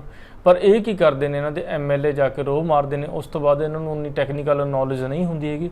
ਟੈਕਨੀਕਲ ਨੌਲੇਜ ਜਿਵੇਂ ਆਪਾਂ ਪਹਿਲਾਂ ਵੀ ਗੱਲ ਕੀਤੀ ਸੀ, ਜਿਵੇਂ CM ਸਾਹਿਬ ਦੀ ਸੀ, ਤੇ ਟੈਕਨੀਕਲ ਨੌਲੇਜ 'ਚ ਉਹ ਦੱਸ ਰਹੇ ਨੇ ਕਿ ਕੀ ਹੁੰਦਾ ਕਿ ਜਿਵੇਂ ਕਈ ਪ੍ਰੋਸੀਜਰ ਹੁੰਦੇ ਨੇ, ਲੀਗਲ ਨੌਲੇਜ ਕੀ ਹੋਣੀ ਚਾਹੀਦੀ ਹੈ, ਕਿਸ ਤਰੀਕੇ ਨਾਲ ਤੁਸੀਂ ਕਰਪਸ਼ਨ ਫੜਨੀ ਆ। ਉਹ ਜਿਹੜੇ ਕਈ ਵਾਰ ਨੋਟਾਂ ਨੂੰ ਲਾ ਕੇ ਜਾਂਦੇ ਨੇ ਪਾਊਡਰ ਵਗੈਰਾ, ਪਰ ਇਹ ਜਾ ਕੇ ਧੱਕਾ ਕਰਦੇ ਨੇ ਤੇ ਉਹ ਹੁਣ ਪ੍ਰੋਟੈਸਟ ਦੇ ਉੱਤੇ ਨੇ। ਉਹਨਾਂ ਦੀ ਹੋਰ ਕੀ ਡਿਮਾਂਡਾਂ ਨੇ ਪ੍ਰੋਫੈਸਰ? ਦੇਖੋ, ਜਿਹੜੇ ਇਹਨਾਂ ਨੇ ਇਹ ਦਿਨੇਸ਼ ਚੱਡਾ ਸੀਗਾ ਰੋਪੜ ਜਾਂ ਉੱਥੇ ਸਬ ਤਹਿਸੀਲ ਦੇ ਵਿੱਚ ਕਈ ਜਗ੍ਹਾ ਤੇ ਗਏ ਜੀ, ਉੱਥੇ ਇਹਨਾਂ ਨੇ ਇਸ ਗੱਲ ਨੂੰ ਨੋਟਿਸ ਲਿਆ, ਲੋਕਾਂ ਨੇ ਹਾਲ ਦਵਾਈ ਪਾਈ ਹੋਣੀ ਆ ਕਿ ਸਾਡੇ ਕੋਲ ਤੇ ਖੁੱਲੇ ਪੈਸੇ ਬਿਨਾਂ ਜਿਹੜੇ ਕਿ ਪੈਸੇ ਦੇਣੇ ਸਾਡੇ ਬਣਦੇ ਨਹੀਂ। ਇਹ ਰੈਵਨਿਊ ਡਿਪਾਰਟਮੈਂਟ ਵਾਲੇ ਜੇ ਚ ਪਟਵਾਰੀ ਦੀ ਹੋਰ ਵੀ ਕਈ ਛੋਟੇ ਤੋਂ ਛੋਟਾ ਤੇ ਇੱਕ ਜ਼ਿਲ੍ਹੇ ਪੱਧਰ ਤੇ ਤਹਿਸੀਲ ਪੱਧਰ ਤੇ ਜਿਹੜੇ ਅਫਸਰ ਆ ਉਹ ਸਾਨੂੰ ਜਾਣੀ 2 ਨੰਬਰੀ ਕੰਮ ਕਰਕੇ ਪੈਸੇ ਮਾਂਜ ਰਹੇ ਆ। ਜਾਣੀ ਇਸ ਕਿਸਮ ਦੀਆਂ ਸ਼ਿਕਾਇਤਾਂ ਆਮ ਆ, ਇਹ ਗੱਲ ਠੀਕ ਵੀ ਹੈਗੀ ਆ। ਪਰ ਤੁਸੀਂ ਆਪ ਹੀ ਆਪਣੇ ਤੌਰ ਦੇ ਉੱਤੇ ਸ਼ਿਕਾਇਤ ਕਰਤਾ ਵੀ ਤੁਸੀਂ ਆਪ ਬਣ ਜਾਓ, ਫਿਰ ਤੁਸੀਂ ਉੱਥੇ ਜਾ ਕੇ ਇਨਵੈਸਟੀਗੇਟਿੰਗ ਅਫਸਰ ਵੀ ਆਪ ਹੀ ਬਣ ਜਾਓ, ਫਿਰ ਜੱਜ ਵੀ ਤੁਸੀਂ ਆਪ ਹੀ ਬਣ ਜਾਓ ਤੇ ਲੋਕਾਂ ਨੂੰ ਉਸੇ ਵੇਲੇ ਸਜ਼ਾ ਵੀ ਦੇ ਦਿਓ। ਜੀ, ਇਹ ਕੰਮ ਇਹ ਤੇ ਇੱਕ ਡੈਮੋਕ੍ਰੈਟਿਕ ਪ੍ਰੋਸੈਸ ਦਾ ਕੰਮ ਹੈ ਨਹੀਂ। ਇਹਦੇ 'ਚ ਖਤਰਾ ਕੀ ਹੈ? ਜਦ ਕਿ ਇਹ ਕੰਮ ਕਰਨ ਵਾਲਾ, ਪਹਿਲੀ ਗੱਲ ਇਹ ਗਲਤ ਨਹੀਂ ਹੈ। ਜੇ ਸਾਡੇ ਐਮਪਲਾਈ ਗੌਰਮੈਂਟ ਸਕੂਲਾਂ ਦੇ ਹੋਣ ਜਾਂ ਹਸਪਤਾਲਾਂ ਦੇ ਹੋਣ ਜਾਂ ਕਿਸੇ ਵੀ ਮਹਿਕਮੇ ਦੇ ਹੋਣ, ਜੇ ਉਹ ਵੇਲੇ ਸਿਰ ਜਾ ਕੇ ਆਪਣਾ ਕੰਮ ਨਹੀਂ ਕਰਦੇ ਤੇ ਮਾੜੀ ਗੱਲ ਆ, ਕਿਉਂਕਿ ਉਹਨਾਂ ਨੂੰ ਸਭ ਤੋਂ ਵੱਧ ਸਹੂਲਤਾਂ ਆ, ਸਭ ਤੋਂ ਵਧੀਆ ਜੌਬ ਸਿਕਿਉਰਿਟੀ ਆ। ਕੱਲ੍ਹ ਨੂੰ ਤੁਸੀਂ PF ਮਿਲਦਾ, ਛੁੱਟੀਆਂ ਮਿਲਦੀਆਂ, ਕਿੰਨਾ ਪ੍ਰਾਈਵੇਟ 'ਚ ਜਾ ਕੇ ਦੇਖੋ ਖੂਨ ਪੀ ਜਾਂਦੇ ਆ, ਨਾਲ ਦੁੱਗਣਾ ਕੰਮ ਲੈਂਦੇ ਆ ਤੇ ਚੌਥਾ ਹਿੱਸਾ ਤਨਖਾਹ ਦਿੰਦੇ। ਇਹ ਕੰਮ ਕਰਨਾ ਚਾਹੀਦਾ ਔਰ ਇੱਥੇ ਨੁਕਸ ਭਾਰੀ ਹੈਗੇ ਆ।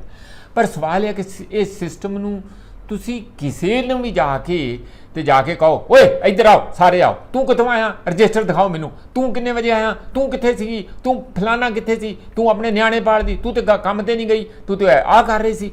ਭਾਈ ਇਹ ਤੂੰ ਮੈਂ ਥਾਣੇਦਾਰੀ ਜਿਹੜੀ ਜਾ ਕੇ ਦਫ਼ਤਰਾਂ 'ਚ ਕਰਦੇ ਆ, ਫਿਰ ਇਹ ਵੀਡੀਓ ਬਣਾਉਂਦੇ ਆ। ਕੀ ਇਹ ਕਿਸੇ ਨੂੰ ਅਧਿਕਾਰ ਹੈ ਕਿ ਕਿਸੇ EMPLOYEE ਦਾ ਬੇਇੱਜ਼ਤੀ ਕਰਕੇ ਤੁਸੀਂ ਸਾਰੇ ਪੰਜਾਬ ਤੇ ਦੁਨੀਆ ਦੇ ਵਿੱਚ ਉਹਦੀ ਬੇਇੱਜ਼ਤੀ ਹੁੰਦੀ ਧਮਾ ਦਿਓ ਕਿ ਅਸੀਂ ਸਾਨੂੰ ਦਬਕੇ ਮਾਰੇ ਆ? ਜੇ ਕੋਈ ਕੱਲ੍ਹ ਨੂੰ ਖੁਦਾ ਨਾ ਖਾਸਤਾ ਇਹਨਾਂ ਦੀ ਇਹੋ ਜਿਹੀ ਸ਼ਰਮ ਦਾ ਮਾਰਾ ਕੋਈ ਸੁਸਾਈਡ ਕਰ ਗਿਆ, ਫਿਰ ਇਹ ਜਵਾਬਦੇਹ ਹੋਣਗੇ? ਕਿਉਂ ਇਹ ਬੇਵਕੂਫੀ ਦੀਆਂ ਗੱਲਾਂ ਕਰਦੇ? ਇਹ ਕੰਮ ਸ਼ੁਰੂ ਕਿੱਥੋਂ ਹੋਇਆ? ਮੈਂ ਜਿੱਥੋਂ ਤੱਕ ਵੇਖਣ ਦਾ, ਇਹ ਹੋਇਆ ਬੈਂਸ ਬ੍ਰਦਰ ਤੋਂ ਜੀ। ਬਿਲਕੁਲ ਉਹਨਾਂ ਨੇ ਇੱਕ ਪਟਵਾਰੀ ਨੂੰ ਕੀਤਾ ਸੀ ਨਾ, ਯਾਦ ਹੈ ਨਾ? ਔਰ ਉਹ ਤੇ ਕੰਮ ਹੀ ਅਸਲ 'ਚ ਆਪਣੇ ਰਾਹੀਂ ਸਾਰੇ ਡਿਸਟ੍ਰਿਕਟ ਐਡਮਿਨਿਸਟ੍ਰੇਸ਼ਨ ਦਾ ਹੋਣ ਦਿੰਦੇ ਸੀ, ਇਹਨਾਂ ਦੇ ਬੰਦੇ ਰਾਹੀਂ ਜਾਂਦਾ ਸੀ। ਉਹਨਾਂ ਨੇ ਪ੍ਰੋਪਰ ਸਿਸਟਮ ਬਣਾਇਆ ਸੀ, ਦਫ਼ਤਰੇ ਬੰਦੇ ਗੈਸ ਲੈਣੀ ਆ, ਬਿਜਲੀ ਦਾ ਬਿੱਲ ਜਮ੍ਹਾਂ ਕਰਾਉਣਾ, ਪਾਣੀ ਦਾ ਬਿੱਲ ਜਮ੍ਹਾਂ ਕਰਾਉਣਾ, ਸਾਰਿਆਂ ਦਾ ਇਕੱਠਾ ਕਰਕੇ ਇੱਕ ਬੰਦਾ ਜਾਂਦਾ ਸੀ, ਉੱਤੇ ਕਰਵਾ ਕੇ ਆਉਂਦਾ ਸੀ। ਉਹਨਾਂ ਦਾ ਪ੍ਰੋਪਰ ਇਹ ਸਿਸਟਮ ਮੈਂ ਖੁਦ ਦੇਖਿਆ ਜੀ। ਜਿੱਥੇ ਨਹੀਂ ਸੀ ਹੁੰਦਾ, ਕੋਈ ਕਹਿੰਦਾ ਸੀ ਨਹੀਂ ਜੀ ਉਹਨਾਂ ਨੂੰ ਬੰਦਿਆਂ ਨੂੰ ਆਪ ਭੇਜੋ, ਇਹ ਫਿਰ ਆਪ ਜਾਂਦੇ ਸੀ ਉਹਦੇ ਜਾਣੀ ਦਬਕੇ ਮਾਰਨ। ਹੋਰ ਤੁਹਾਨੂੰ ਪਤਾ ਇੱਥੇ ਵੀ ਇੱਕ ਐਜੂਕੇਸ਼ਨ ਦੇ ਸੈਕਟਰੀ ਨੂੰ ਕੇਵਲ ਕ੍ਰਿਸ਼ਨ, ਕੀ ਨਾਂ ਸੀ ਉਹਨਾਂ ਦਾ, ਜਿਨ੍ਹਾਂ ਨੂੰ ਆ ਕੇ ਇੱਥੇ ਉਹਨਾਂ ਨੇ ਕ੍ਰਿਸ਼ਨ ਕੁਮਾਰ ਦੇ ਦਫ਼ਤਰੇ ਆ ਕੇ ਵੀ ਉਹਨਾਂ ਦੇ ਦਬਕੇ ਮਾਰੇ ਸੀ। ਇਹ ਮੈਂ ਬੈਂਸ ਬ੍ਰਦਰ ਦੀ ਕਰਦਾ। ਉੱਥੋਂ ਹੁਣ ਇਹਨਾਂ ਸਾਰਿਆਂ ਨੇ ਸਿੱਖ ਲਿਆ। ਤੁਹਾਨੂੰ ਚੇਤਨ ਜੋੜਾ ਮਾਜਰਾ ਦਾ ਪਤਾ ਹੀ ਹੈ, ਬਿਲਕੁਲ ਜੀ। ਪੜ੍ਹੇ ਲਿਖੇ ਰਾਜ ਬਹਾਦਰ ਵਾਈਸ ਚਾਂਸਲਰ ਹੈਗੇ, ਤੂੰ ਆਪ 12 ਪੜ੍ਹਿਆ ਹੈ, ਤੂੰ ਉਹਨਾਂ ਨੂੰ ਦਬਕੇ ਮਾਰਿਆ। ਯਾਰ ਆਪਣੇ ਆਪ ਨੂੰ ਦੇਖ ਤੇ ਲਓ ਕਿ ਉਮਰ ਦਾ ਹੀ ਇੱਜ਼ਤ ਕਰ ਦੋ ਜੇ ਪੜ੍ਹਾਈ ਦੀ ਨਹੀਂ ਕਰਨੀ ਜੀ ਹੈ। ਉੱਥੇ ਉਹ ਗੰਦੇ ਬਿਸਤਰੇ ਦੇ ਵਿੱਚ ਪਾ ਕੇ ਤੇ ਕੀ ਆਪਣੇ ਆਪ ਨੂੰ ਇਹਨੇ ਵੱਡਾਪਣ ਦੱਸਿਆ? ਫਿਰ ਉਹ ਛੱਡਣੀ ਪਈ ਨਾ ਮਿਨਿਸਟਰੀ ਅਲਟੀਮੇਟਲੀ। ਕੀ ਬਣਿਆ, ਕੀ ਰਿਹਾ ਫਿਰ? ਹੁਣ ਇਹ ਕਰ ਦਿੱਤਾ ਦਿਨੇਸ਼ ਚੱਡਾ, ਉਹਨਾਂ ਨੇ ਸਿਆਣੇ ਆ, YT ਐਕਟਿਵਿਸਟ ਰਹੇ ਆ, ਉਹਨਾਂ ਦੀ ਇੰਟੈਂਸ਼ਨ ਵੀ ਠੀਕ ਹੋ ਸਕਦੀ ਹੈ, ਪਰ ਦਿਨੇਸ਼ ਚੱਡਾ ਉਹਨਾਂ ਨੂੰ ਸੋਚਣਾ ਚਾਹੀਦਾ ਕਿ ਲੋਕਾਂ ਦੀ ਇੱਜ਼ਤ ਤੇ ਹਮਲਾ ਕਰਨਾ, ਉਹਨਾਂ ਦੀ ਸੋਸ਼ਲ ਰਿਸਪੈਕਟ ਤੇ ਹਮਲਾ ਕਰਨਾ, ਉਹਨਾਂ ਦੀ ਲਾਪਾ ਕਰਨੀ, ਉਹਨਾਂ ਦੀਆਂ ਮਜਬੂਰੀਆਂ ਨੂੰ ਬਿਨਾਂ ਜਾਣਿਆ ਹੋਇਆ ਕਿ ਉਹ ਕਿਉਂ ਇੰਜ ਕਰਦੇ ਆ, ਜੇ ਕਰਦੇ ਆ ਤੇ ਉਹਦਾ ਵੀ ਕਈ ਕਾਰਨ ਹੁੰਦਾ ਨਾ ਜੀ, ਕਿ ਕਈ ਵਾਰੀ ਤੁਸੀਂ ਉਹਨਾਂ ਨੂੰ ਜਿੰਨਾ ਉਹਨਾਂ ਦਾ ਬਣਦਾ ਮਿਲਦਾ ਹੀ ਨਹੀਂ ਆ, ਉਹ ਫਿਰ 2 ਨੰਬਰੀ ਕੰਮ ਸ਼ੁਰੂ ਕਰ ਲੈਂਦੇ ਨਾਲ। ਇਹ ਸਾਰੀਆਂ ਚੀਜ਼ਾਂ ਇੱਕ ਤਹਿਕੀਕਾਤ ਦਾ ਮਾਮਲਾ, ਇਹ ਕੰਮ ਬੰਦ ਹੋਣਾ ਚਾਹੀਦਾ ਆ। ਇਸੇ ਤਰੀਕੇ ਨਾਲ ਹੋਰ ਸੁਣ ਲਓ, ਧਾਲੀਵਾਲ ਕਿਸੇ ਦਫ਼ਤਰੇ ਚਲੇ ਗਏ, ਮੇਰਾ ਖਿਆਲ ਉਹ ਗਏ ਕਿਸੇ ਹੈਲਥ ਡਿਪਾਰਟਮੈਂਟ, ਉੱਥੇ ਜਾ ਕੇ ਉਹ ਲਿਆਓ ਰਜਿਸਟਰ ਫਲਾਨਾ ਟਮਕਾਣਾ, ਉਹ ਫਲਾਨੀ ਬੀਬੀ ਕਿੱਥੇ ਆ, ਇੱਥੇ ਹਾਜ਼ਰੀ ਲੱਗੀ, ਇੱਥੇ ਤੇ ਹੈ ਨਹੀਂ, ਫੋਨ ਕਰੋ ਉਹਨੂੰ। ਉਹਨੇ ਫੋਨ ਕੀਤਾ, ਉਹ ਕਹਿੰਦੀ ਜੀ ਮੈਂ EPI ਤੇ ਆ, ਨਾਲ ਦੇ ਪਿੰਡ ਵਿੱਚ ਆਈ ਹਾਂ। ਨਾਲ ਦਿਆਂ ਨੇ ਕਹਿ ਦਿੱਤਾ ਵੀਡੀਓ ਦੇ ਵਿੱਚ, ਜਿਹੜੇ ਉਹਦੇ ਨਾਲ ਬੰਦੇ ਗਏ ਸੀ ਝੋਲੀ ਚੁੱਕ, ਉਹ ਕਹਿੰਦੇ ਜੀ ਉਹ ਮੌਜਾਂ ਕਰਦੀ ਫਿਰਦੀ, ਉਹ ਤੇ ਸੈਰਾਂ ਕਰਦੀ ਫਿਰਦੀ, ਉਹ ਤੇ ਇੱਥੇ ਕਰਕੇ ਤੇ ਆਪਣਾ ਕਿਤੇ ਆਪਣੇ ਕੰਮੀ ਲੱਗੀ ਹੋਊਗੀ। ਉਹ ਵੀਡੀਓ ਡਾਕਟਰ ਕੋਲ ਚਲੀ ਗਈ। ਉਹ ਡਾਕਟਰ ਨੇ ਫਿਰ ਜਿਹੜੀ ਜੋ ਵੀ ਹੈ ਮਤਲਬ ਹੈਲਥ ਵਰਕਰ ਕਹਿ ਲਓ, ਮੈਨੂੰ ਪਤਾ ਨਹੀਂ ਡਾਕਟਰ ਹੈ ਕਿ ਨਹੀਂ ਹੈ, ਉਹ ਲੇਡੀ ਨੇ ਫਿਰ ਆਪਣੀ ਵੀਡੀਓ ਪਾਈ, ਜਾਣੀ ਐਸੀ ਤੈਸੀ ਕਰਕੇ ਧਾਲੀਵਾਲ ਦੀ ਰੱਖਦੀ। ਤੁਹਾਨੂੰ ਮੈਂ ਦਿਖਾ ਦੂੰਗਾ ਹੁਣ ਇਹਦੋਂ ਬਾਅਦ। ਉਹ ਕਹਿੰਦੀ ਅਨਪੜ੍ਹ ਮੰਤਰੀ, ਕੁਛ ਰਹਿ ਗਈ ਇੱਜ਼ਤ? ਕਹਿੰਦੀ ਇਹਨਾਂ ਨੂੰ ਪਤਾ, ਮੈਨੂੰ ਦੱਸਣ EPI ਕੀ ਹੁੰਦੀ ਆ। ਮੈਂ ਕਿਹਾ ਕਿ ਮੈਂ EPI ਦੇ ਆ।